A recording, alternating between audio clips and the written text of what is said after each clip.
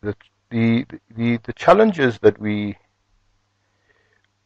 have to acknowledge existed. I think unfortunately I wasn't here for the whole presentation, but clearly you guys have been engaging. You've been busy with black economic empowerment, and now broad-based black economic empowerment as it has evolved over years.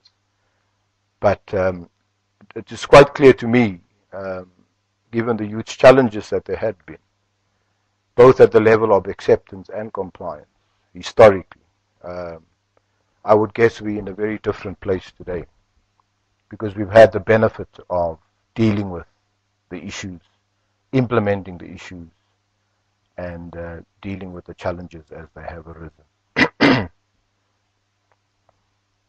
And the input that I'm going to give from the chairperson's perspective and on behalf of the council will be as frank as it can possibly be, because that's my style, that's my nature. I think we are still confronted by resistance to economic transformation, which is intended to address or redress one of the key pillars of apartheid, which is economic exclusion of the black majority. That's essentially what we're dealing with. And we've seen the emergence of fronting over many years. We've seen malicious compliance, with fronting being the instrument to do so.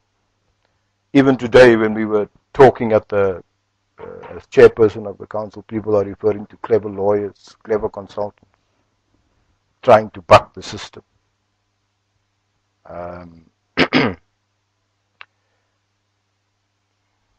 Some people call it manipulating, others call it frustrating, the implementation of broad-based black economic empowerment. So, from our perspective as a council, we think the time for resistance is over. We think it's time that broad-based BEE be embraced properly, because our understanding is that it is a contribution to nation building.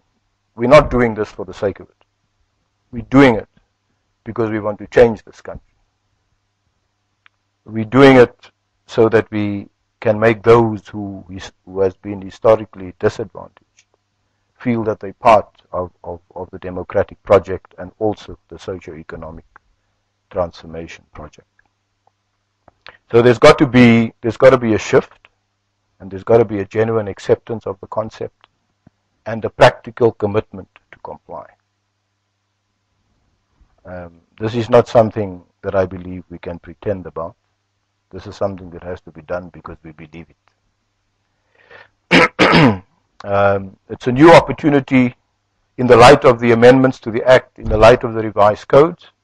I believe it is a new opportunity to embrace economic transformation because it's the right thing to do, and because we are striving to build a truly non-racial, non-sexist, democratic and prosperous country which is stable. And this is the point I'd like to elaborate on. I mean, it is just common cause and logic that the more poorer people become, the more disadvantaged they feel, the more alienated they feel, the more instability we will have in this country. And the freedom and the democracy that we've achieved would seriously be threatened, in my view. So, broad-based black economic empowerment must be seen as an opportunity to contribute, I think as the previous speaker alluded, to contribute to poverty, unemployment, and income inequality. That context is very, very important to understand.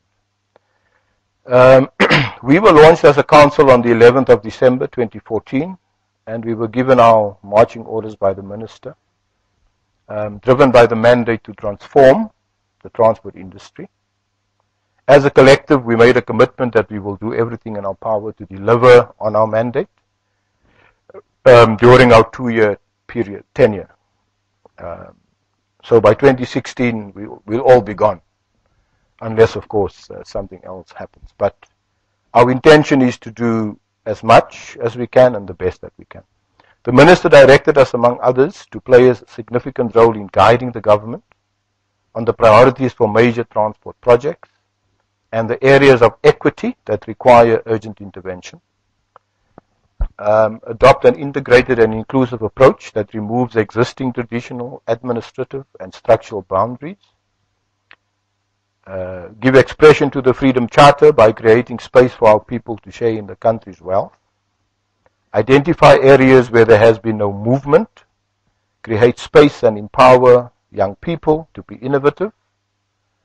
And awaken the spirit of entrepreneurship among young people, women, and people with disabilities. That was really the backdrop against which we were launched. This is what we took out. This is the leaf we took out of what the Minister said on the 11th of December. We then went into a strategic council session from the 16th to the 18th of February this year. And all the subsectors in the transport sector was presented, save for two. And we had main members of council and the alternate members present, including from the bus commuter and coach services. We received presentations from DTI updating us on the state of play in the transport sector, and also from the Department of Transport officials, including Gamutse over there, that brought us all up to speed about where things are across all the subsectors in transport. I've got a very jumpy new laptop, so I don't know what's happening, but maybe I should try another way of doing this. And your sector was represented there by your main member and your alternate, and they certainly participated very well in the proceedings. I just wanted to reflect next on the challenges that we identified. This is very broad, which is intended, the council is going to look at developing detailed strategies, but also develop a program of action for the transport sector. First, we felt that we're going to prioritize pockets of resistance, as it were, and initiate interventions to unblock those. Two, we looked at we're going to examine more closely the alignment between the BBEE Act as amended with the Preferential Procurement Policy Framework Act and the sector codes. We believe there's a lot of gaps and loopholes there that has to be closed, and obviously we've got to engage Treasury, National Treasury, the DTI, and certain state-owned enterprises, particularly when it comes to the PPFA. We also identified the use of licensing, permits, and procurement as enforcement instruments that we're going to prioritize. We also looked at the eradication of fronting and stopping abusive practices by labor brokers and subcontracting driver owner schemes in particular, because we believe there's been a lot of negative experiences here that needs to be dealt with. And of course, we also noted that the new commission that the DTI will set up is intended to investigate and prosecute in matters of this nature. We also identified leveraging large infrastructure projects of the Presidential Infrastructure Coordinating Commission and state-owned enterprises. We also identified reviewing agency agreements with multinationals and a whole range of issues related to that, because we're looking for opportunity to ensure that broad-based black economic empowerment is complied with even at that level. The link between the CIPC and the standardized affidavit for small businesses, this was also identified as a priority. The inclusion of corporate social responsibility and socio-economic development in the codes, we've also identified. And then interventions to develop small business and opportunities for the youth, and developing black industrialists across all the subsectors, which of course would include your sector as well.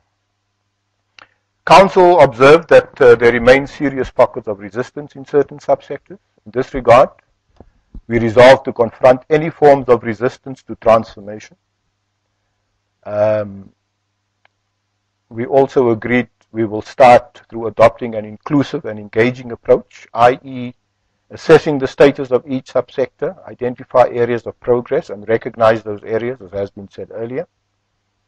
Identify areas of resistance or non-compliance and agree how to overcome it.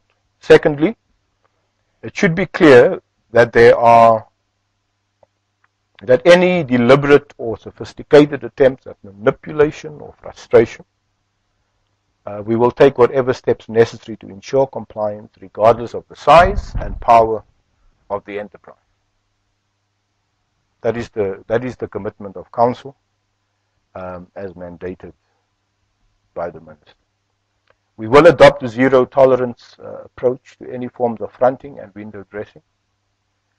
We resolve to perform our functions without fear, favour or prejudice, and using the Act as amended, the codes or any other applicable legislation. We will be holding a further workshop to identify priorities per subsector, develop strategies and ensure alignment with the revised DTI codes and adopt a program of action.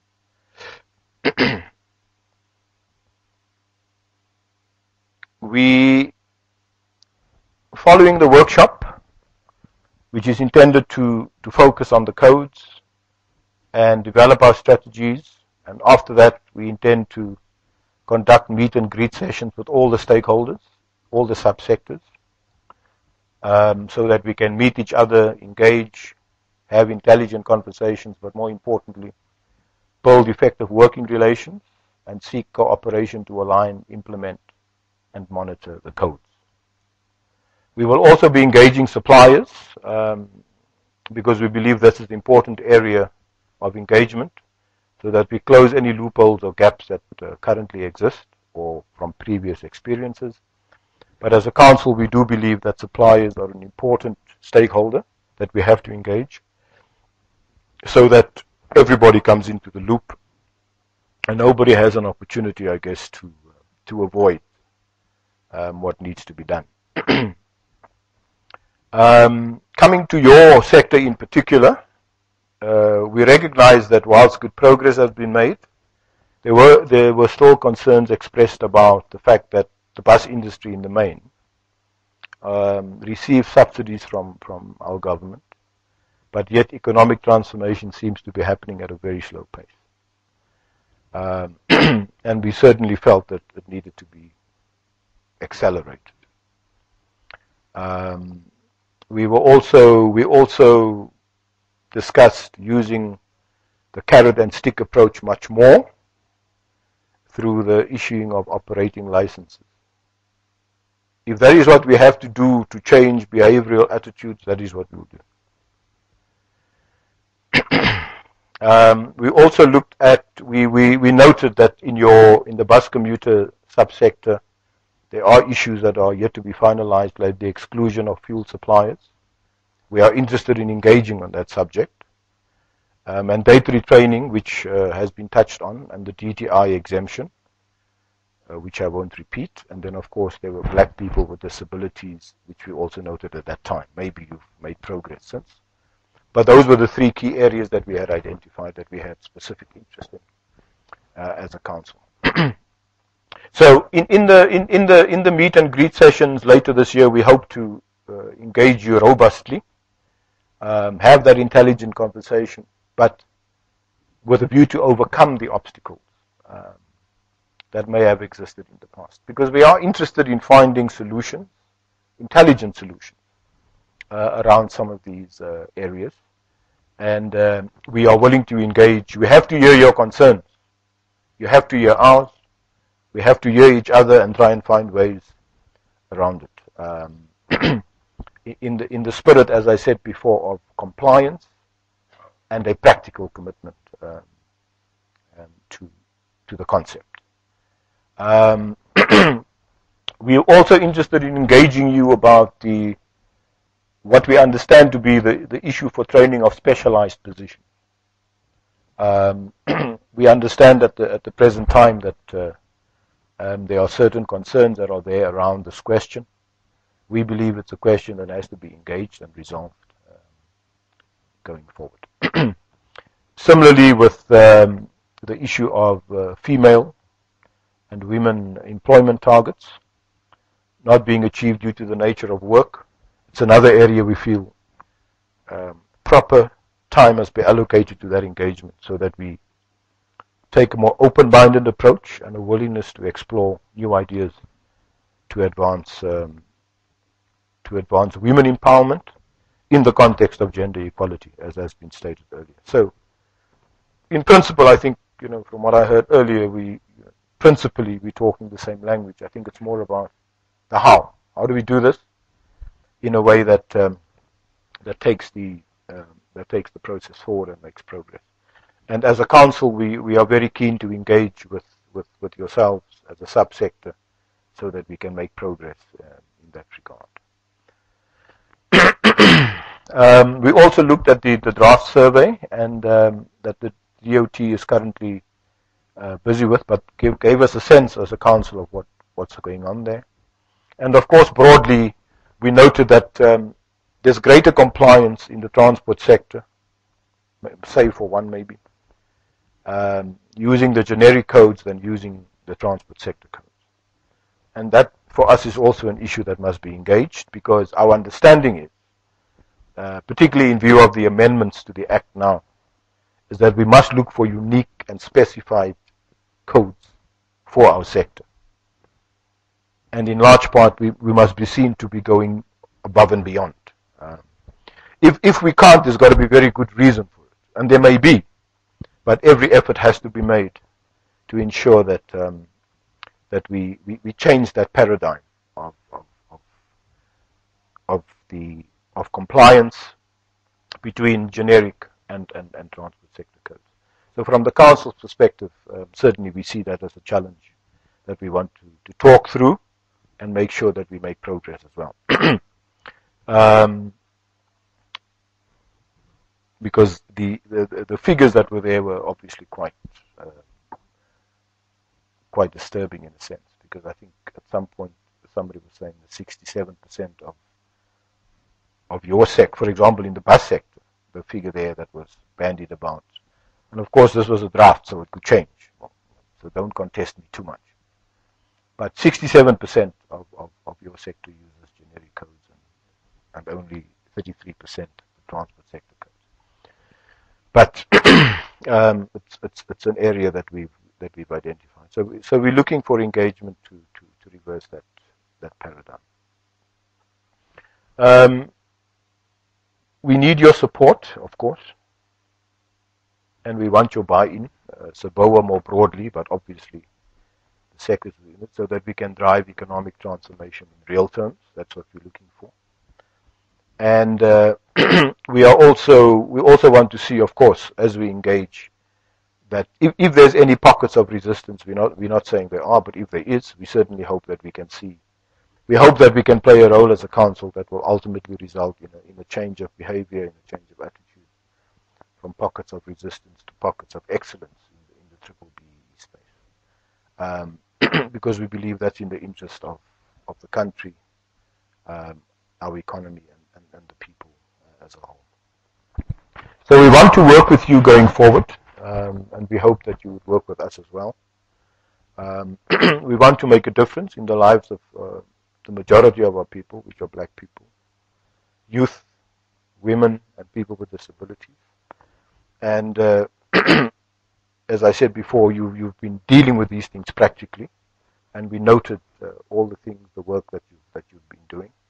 But we believe more needs to be done, because the situation is, in fact, our situation, socioeconomically speaking, is in fact not getting better. It's getting worse. And that means the challenges that we confront in implementing BBEE is going to be is much bigger. So it's going to require a lot of commitment and a lot of engagement, but ultimately action and action plans to make sure that these things happen. As the council, we concluded by saying that we believe we've been appointed to serve our country, our government, our people, but also yourselves as employers, as operators, that's running your businesses, to bring about real and genuine economic transformation. This is not just about us, it's about the future. I believe what we're doing here is for future generations, but it's also about consolidating our democracy through economic inclusion. Because without economic inclusion, we stand very little chance of succeeding as a country. We can have the best democratic institutions, we can have the best constitution in the world, as it is often said. But if people remain poor and hungry, unemployed, it's a disaster. That's the reality. And those who have, I don't think you're going to feel very good to have in a sea of poverty, as it were. So I think we've got our work cut out for us from that perspective. And then I just want to leave you with my own quote. I'm not Henry Ford or anybody else. I'm just Randall Howard. So I developed my own quote in concluding my input.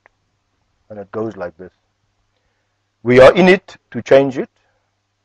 We are in it to transform it.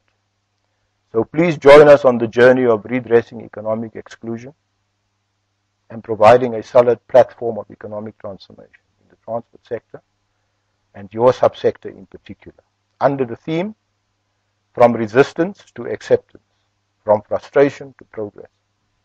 Now is the time. Thank you very much. That's my piece.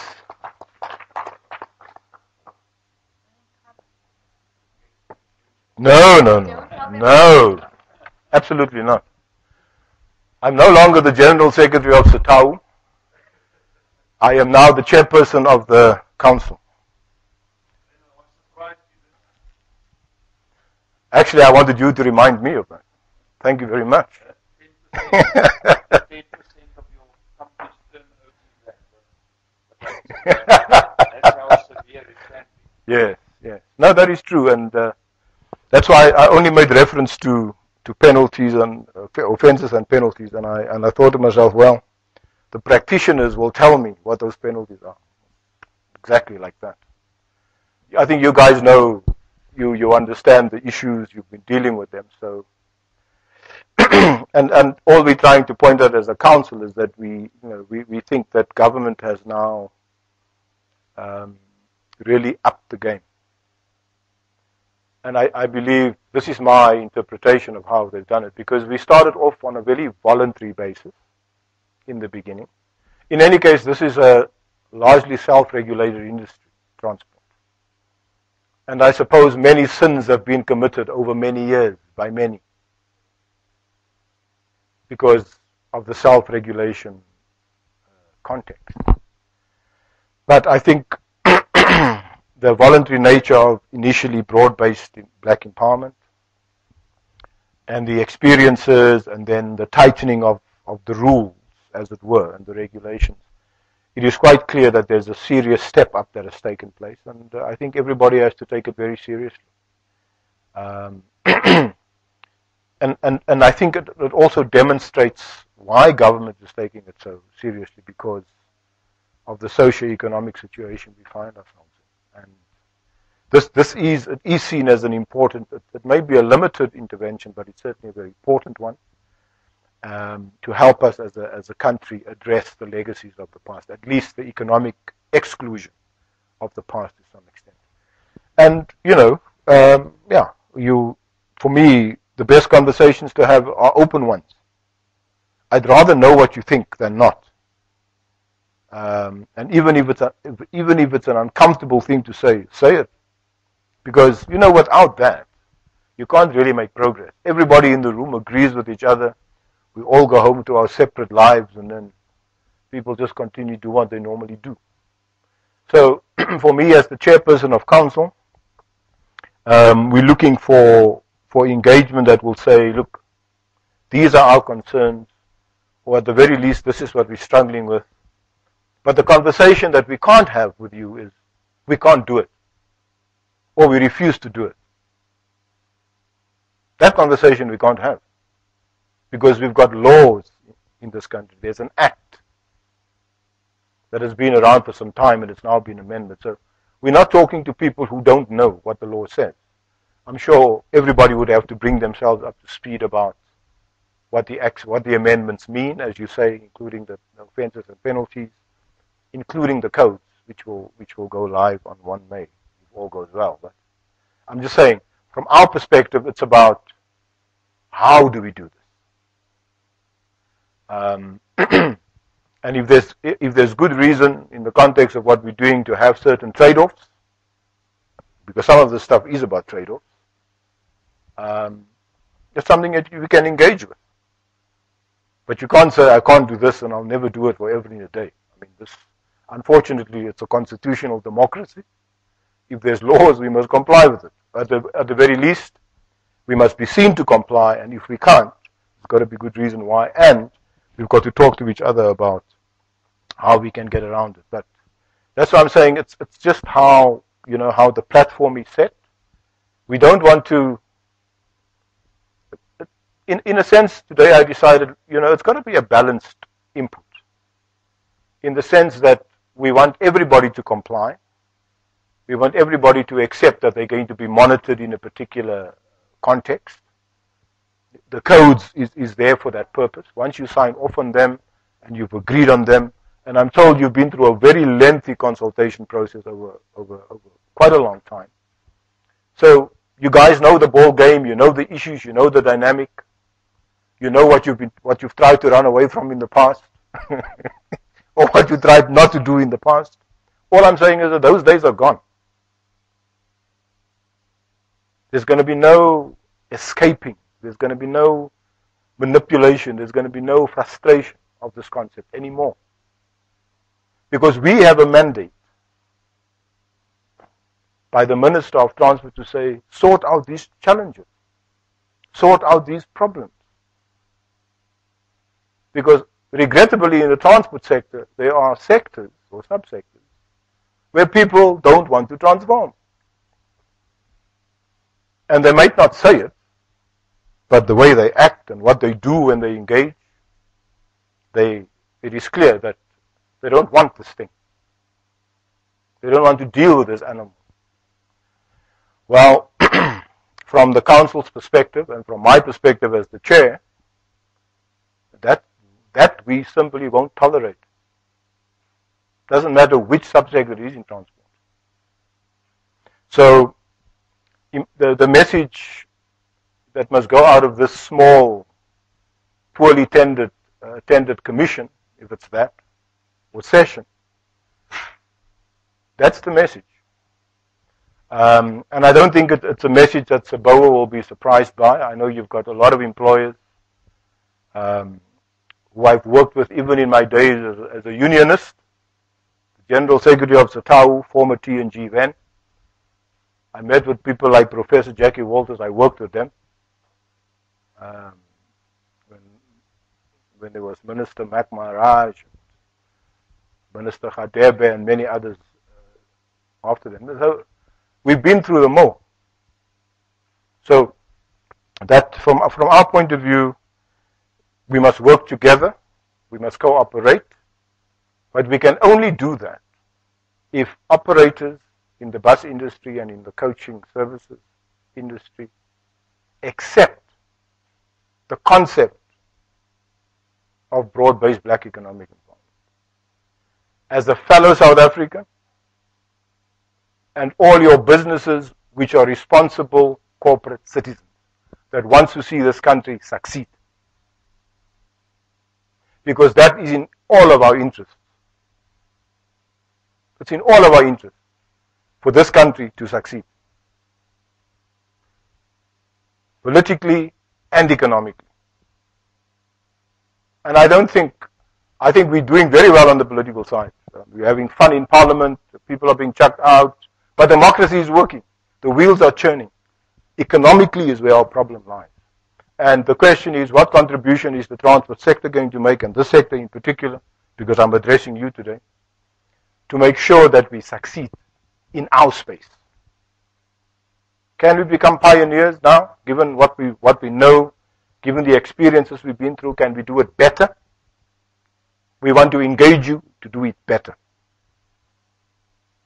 and to deal with those obstacles if there have been obstacles. Because sometimes we put obstacles there that don't really belong. So we open. We want you to be open. We want to work with each other, because if there's a common and shared goal, shared values, we can do this thing. But if your heart and your mind is closed off,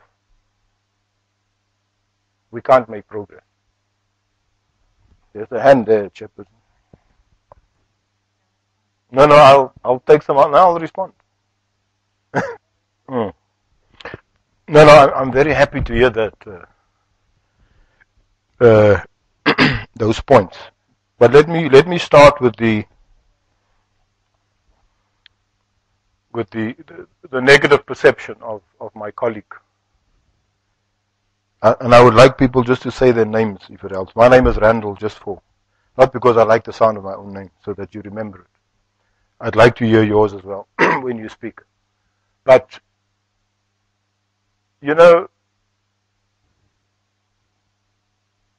yes, there are difficulties. And I guess every day in life, at different levels of our own personal lives, there are difficulties, there are problems, there are challenges. Do we fold our arms and say, we're not going to do anything? I'm sure if we do that in our families, they'll be more dysfunctional than what they already are. Certainly mine is. So that's not an option. The point I'm making, when you hear those kinds of reports when you wake up in the morning, and I don't know which radio station you listen to. The ones I listen to, there's crazy people there. Power FM, 702,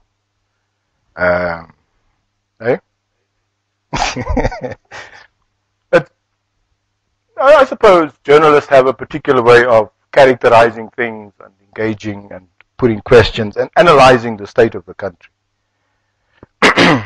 But for me, when you hear those reports or interviews, or you agree with certain opinions, at the end of such an analysis by whoever, the question always remains, what is to be done?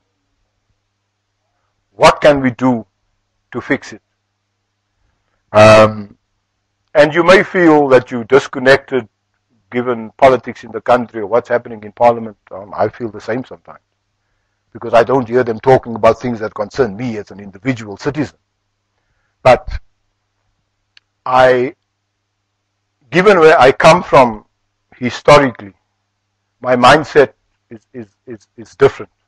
It says we have to make a success of South Africa as a country.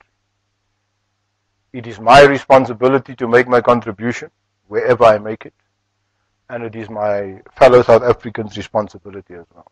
You guys are operators. You're in the field. I respect the fact that you run these businesses, you take a lot of risks in running these businesses. I accept that. No question. I wouldn't even like to run a business.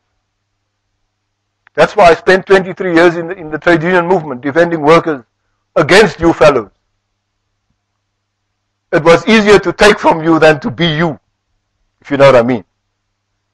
But I respect that.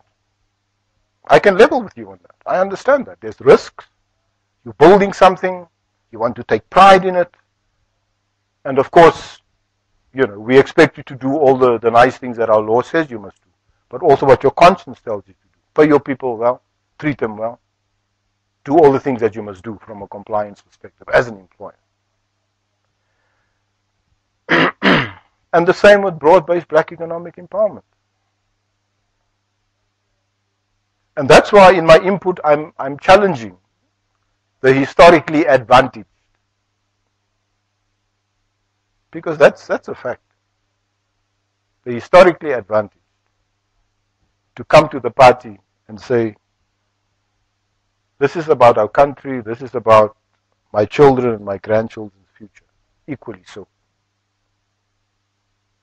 in the space that you are. We've got to, because for me, you know, when you try and sometimes you look at the world so broadly and you say, you take what you hear there and you bring it home and you say, well, this is a mess, we can't do anything. I don't think that is the correct approach. If you're running a successful business, and you're doing well for your country if you do that, because you're employing people. That person go home and he or she takes care of their responsibilities. That's a good thing. By any stretch of the imagination, you're making a major contribution. It's a positive thing. And in the same way with black economic empowerment. What is it that we can do better or more to ensure compliance? That's the question. And I don't want to take your point to mean that you're so negative about South Africa now because, for whatever reason, that you can't succeed in the space that you are on this issue. All of us can have views about South Africa incorporated out there, but we also have a responsibility in terms of where we are located to make sure that we do what is expected of us to do. And I believe that business, as corporate citizens in South Africa, have a responsibility to comply with laws and legislation and regulations that brings about change. And the only thing I could say to you is that I would hope that you are interested in looking back someday as an employer in this country or as an operator and say, I made a difference. I made a contribution for others. Yes, I had to give, but the price of giving was much greater than the price of receiving. For me, that's the spirit in which we should proceed.